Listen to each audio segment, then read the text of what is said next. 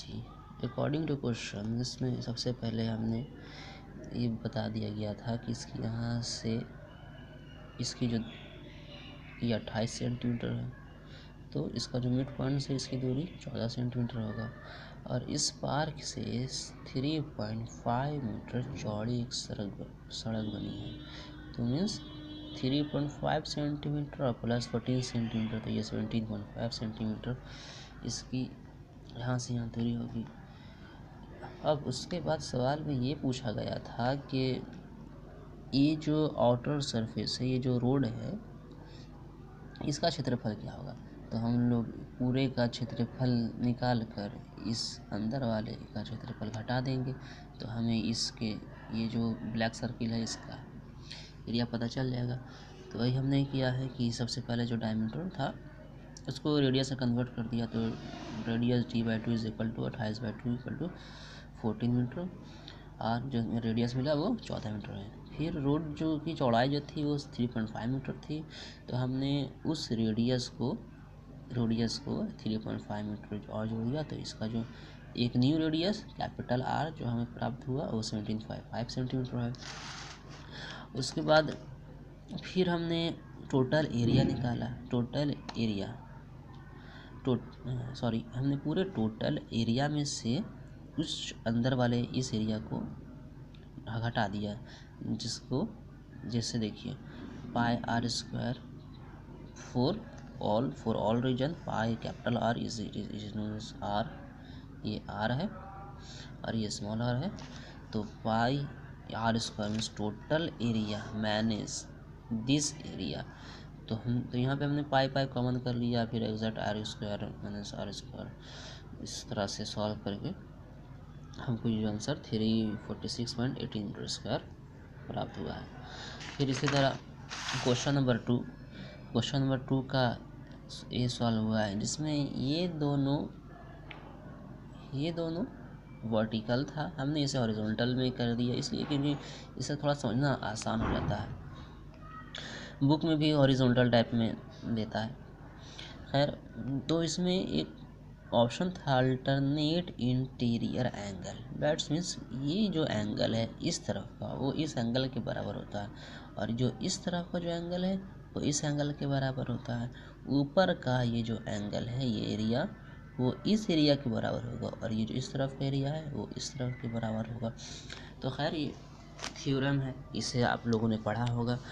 तो इसी के हिसाब से ये एंगल 1 एंगल 2 को हम लोगों को ड्राइव करना था, लेकिन हमने पढ़ चुके हैं, हम लोग जानते हैं कि ये जो एंगल है ये इंटीरियर एंगल है।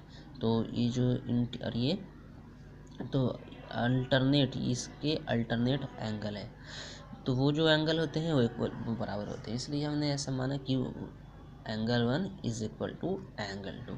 ये क्वेश्चन में नहीं था, इसे हमने खुद से लिया है, क्योंकि ये जो एंगल है अल्टरनेट इंटीरियर एंगल्स वो इस एंगल के इक्वल होते हैं। सो इसमें कोण ए के लिए एंगल 1 के लिए ये 5x - 10 डिग्री दिया था, और एंगल 2 के लिए 3x + 60 डिग्री दिया था। तो by using alternate interior angle, तो हम लोगों ने अल्टरनेट इंटीरियर एंगल यूज़ किया, जिसमें हमने कोण एंगल 1 को एंगल 2 के इक्वल माना। सो मैंने इसे यहाँ, और ये जो था एंगल 2 यहाँ, कोण एंगल 1 यहाँ, और एंगल 2 है इसको यहाँ शिफ्ट किया। फिर मैंने इक्वल करके इसे ड्राइव किया, तो x का जो वैल्यू था हमको 35 मिला। फिर हमने ये इस x के वैल्यू को इस पॉइंट में, ये जो गिवन दिया हुआ है, हमने इसको यहाँ लिखा 5 × x की जगह पे x का ये जो वैल्यू है उसको ऐड किया। फिर मैंने यहाँ -10 था, -10 से इसको सब्सट्रैक्ट किया, तो मुझे 165 डिग्री मिला। तो हमको पता चला कि भाई कोण 1 जो है वो 165 डिग्री है। नेक्स्ट कोण 2 के बारे में बात करते हैं। तो कोण 2 के लिए ये दिया हुआ था 3x + 60 डिग्री। तो फिर हमने कोण 2 पर ध्यान दिया, तो x की जगह पे x का वैल्यू डाला, तो मुझे दोबारा से 165 डिग्री मिला। तो इससे ये पता चलता है कि कोण 1 इज इक्वल टू कोण 2। खैर नेक्स्ट तीसरा क्वेश्चन था, क्वेश्चन नंबर 3 का ऑप्शन बी हमको ज़्यादा इजी लगा, इसलिए मैंने क्वेश्चन 3 का भी सॉल्व किया है। खैर इसमें चौड़ाई के बारे में कुछ दिया हुआ नहीं था, लेकिन उस लंबाई के बारे में एक पॉइंट दिया हुआ था कि उसकी जो लंबाई है वो उसकी चौड़ाई से दुगनी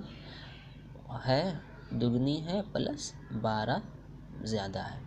तो इस तरह से हमने क्या किया, सबसे पहले तो मैंने x मान लिया उसकी चौड़ाई को, और उसकी लंबाई को उसकी दुगनी प्लस उसमें प्लस 12 ऐड किया, क्योंकि उसमें कहा गया था दुगनी से 12 अधिक है, तो दुगनी प्लस 12 कर दिया। और उसमें ये जो एरिया जो है वो भी दिया हुआ था 320 मीटर स्क्वायर। खैर अब आगे, अब जो ये रेक्टेंगल का एक फार्मूला होता है एरिया निकालने का, वो होता है L/B। लेकिन हमको तो B पता है नहीं, L भी एग्जैक्टली B के पता होने के बाद ही पता चलेगा, लेकिन एरिया हमको दिया हुआ था कि एरिया इज़ 320। सो हमने इसको हमने इसे कैलकुलेट किया, तो 2x² plus 12x, 2x into x 2x², 12 into x तो 12x, it is a plus sign, 2x² plus 12x आया। फिर हमने 2x² प्लस 12x 320 में से 2 कॉमन कर लिया, तो ये ऑप्शन आया। तो फिर हमने x² plus 6x is equal to 160, ये प्लस में था, ये इस तरफ आया तो माइनस में हो गया। फिर उसके बाद हमने x² plus 16x minus 10x minus 6 160 is equal to 0 कर दिया। 16 में से 10 जाएगा तो 6 बचेगा। खैर ये सब पता होगा आपको, ये सब बताने की ज़रूरत नहीं। फिर इसमें से मैंने x कॉमन कर लिया, 16, यहाँ से 10 कॉमन किया तो प्लस 16, यहाँ पे भी प्लस 16, यहाँ पे भी प्लस 16, तो ये दोनों एक जगह और x माइनस 10 एक तरफ आया। x plus 16 is equal to 0। तो अगर हम 16 को इस तरफ करेंगे तो हमको ये जो 16 मिलेगा ये माइनस में मिलेगा, तो मेरा जो आंसर है वो माइनस में नहीं है, वो पॉजिटिव में है। सो ये जो एरिया है वो पॉजिटिव में है, तो ये माइनस में होने का कोई सवाल ही नहीं था, इसलिए ये पॉसिबल नहीं है। तो x माइनस 10 इक्वल टू 0, ये माइनस में के टर्म में था, जब वो इस तरफ आया तो वो पॉजिटिव हो गया, तो ये एंगल ये पॉसिबल है। वेल, तो हमने x का वैल्यू 10 माना, तो और वो उस x का वैल्यू मैंने उसकी चौड़ाई में ऐड कर दिया, तो x हमें 10 मीटर मिला, और उसकी लेंथ में ऐड किया, जो लेंथ 2 गुनी थी प्लस 12 थी, तो 2 गुनी 10 plus 12 is equal to 32 metre हुआ। ये क्वेश्चन नंबर 3 का भी सॉल्व हो गया। फिर उसके बाद क्वेश्चन नंबर 4 का ऑप्शन नंबर ए मैंने सॉल्व किया था। उसमें हमको जो दिया गया था वो हमको ये DG पता था, DH पता था और EP पता था। इसके अलावा हम ये जानते थे कि DE जो है वो EF के इक्वल है, और ये जो EH है ये मिड पॉइंट है। एक्चुअली जब ये लाइन इक्वल होती है तो इन दोनों का जो यहाँ पे जो इंटरसेक्ट करते हैं ये पॉइंट से अगर इसे परपेंडिकुलर डाला जाए तो ये इक्वल होगा। ये क्लास 8th 9th में हम लोग पढ़ चुके हैं। सो हम लोगोग को ये DH दिया हुआ है, DG दिया हुआ था, EP दिया हुआ था, और DE is equal to DF। ये जो है ये एंगल DE और ये EF हमें पता था, ये सब पहले से दिया हुआ था। और हमें को फाइंड ये करना है FH, EH, PH और इसका total length I means perimeter.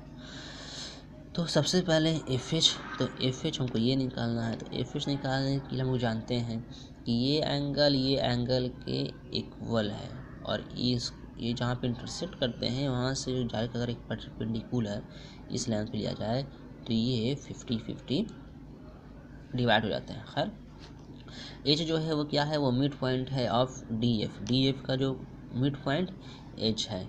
So DH is equal to HF। तो DH हमको पता है कि वो 9 है, तो HF इज आल्सो 9, तो DH is equal to HF, HF is equal to 9। तो HF क्या हमें प्राप्त हुआ, HF कहो या FH कहो, क्या प्राप्त हुआ हमें,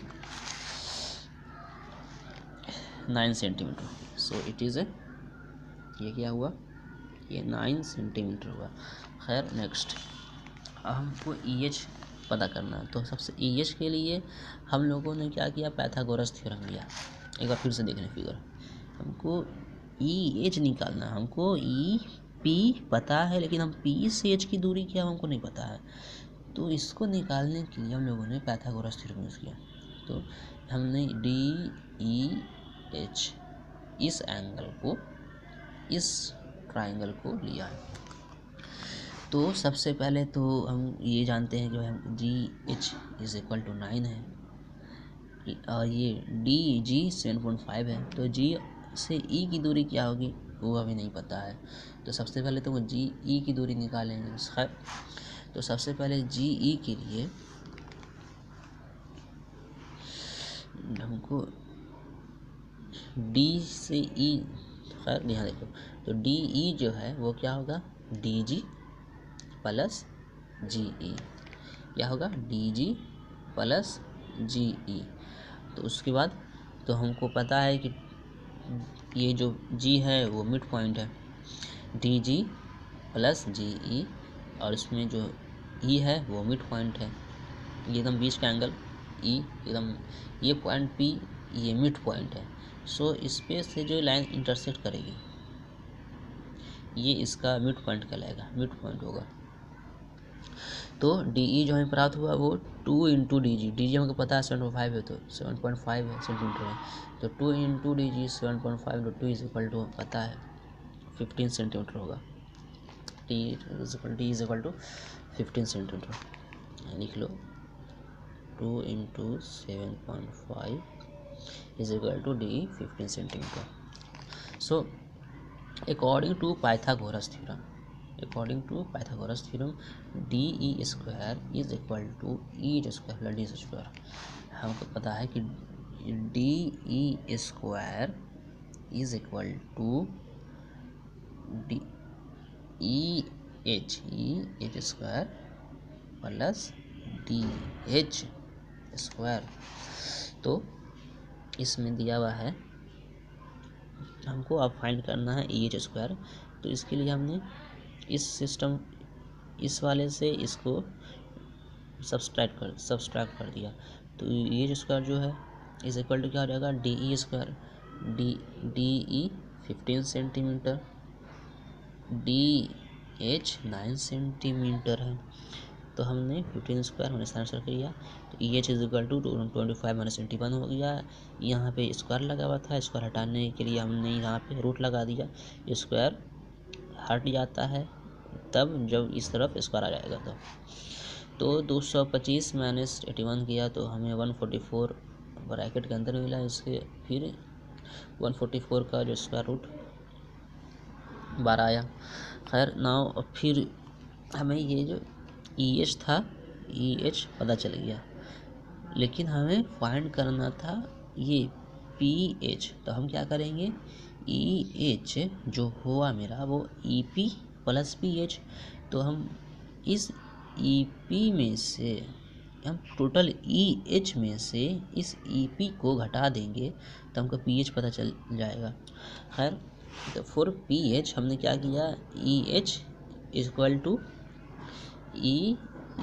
equal to EP plus PH। So PH निकालना है हमको। तो हमने क्या किया, EH टोटल में से EH में से EP घटा दिया, EH में से EP घटा दिया। तो हमको जो PH प्राप्त हुआ वो 4 सेंटीमीटर मिला। फिर इसमें जो लास्ट ऑप्शन बचा था वो था perimeter. So perimeter of triangle DEF means ये DEF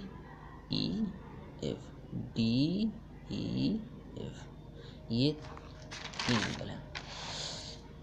so DEF is equal to DE plus EA plus FD। So हमने DE पता है, EF पता है, FD पता है। हमको DE पता है, EF पता है, FD पता है। हमने तीनों को एक साथ ऐड किया तो हमको 48 सेंटीमीटर इसका आंसर मिला। फिर उसके बाद एक लास्ट है क्वेश्चन नंबर 5, जिसका B ज़्यादा इजी था। अकॉर्डिंग टू क्वेश्चन देख लो, अकॉर्डिंग टू आंसर देख लो। इसमें क्या हुआ कि एक साइड 4 है, दूसरा साइड 6 है और तीसरा साइड 9 सेंटीमीटर है। और इसमें बताया गया है कि एक त्रिभुज ABC है जो समरूप है, सिमिलर है दूसरे त्रिभुज DEF के दूसरे। सो और एक और ऑप्शन है कि all side of triangle of same, जो और दोनों के जो एंगल है अकॉर्डिंग टू सिमिलर, ये सिंबल ये शो ही करता है कि ये जो त्रिभुज है इस त्रिभुज के बराबर है। हाँ, लेंथ में बड़ा हो सकता है। I mean to say that कि ये जो त्रिभुज है ये दोनों समरूप है, एक जैसा है। ये जो स्क्वायर है और ये जो स्क्वायर है वो समरूप है, एक जैसा है। यहाँ पे इसके लेंथ और इसकी चौड़ाई की बात नहीं हो रही, यहाँ पे सिमिलर की बात हो रही है। This one is similar to this one. तो इसमें कहा गया है कि इसमें जो एंगल था वो 4 सेंटीमीटर है और जो सेकंड का जो था वो सबसे पहला था वो 36 सेंटीमीटर था। तो हमने उससे एक रेशियो निकाला। रेशियो क्या निकाला कि हमने इसका फर्स्ट वन साइड इसका लिया और वन साइड उसका 36 दिया हुआ था, तो उसका रेशियो निकाला 4/36। तो हमको 1:9 मिला। फिर हमने इसी 9 को सेकंड साइड में ऐड कर दिया तो 6.9 = 4 मिला। थर्ड साइड 9 में हमने 9 को मल्टीप्लाई कर दिया तो 81 मिला। उसके बाद जो हमको पेरीमीटर निकालना था, ग्रेटेस्ट पेरीमीटर, तो हमने तीनों साइड को ABC तीनों को ऐड कर दिया तो हमको 171 सेंटीमीटर स्क्वायर आंसर मिला। अगर इसमें कहीं कुछ भी गलती हुई हो, एक लास्ट क्वेश्चन 6 था, वो इजी था, उसमें कुछ करना नहीं था। उसमें बस आपको एक बार आप क्वेश्चन खुद से पढ़ के ध्यान देना, समझ में आ जाएगा। उसमें हमको ज़्यादा कुछ खास नहीं लगा इसलिए हमने इसे छोड़ दिया था। अगर इन सब में कहीं कुछ गलती हुआ है हमसे तो भाई हमें बताना। Thank you.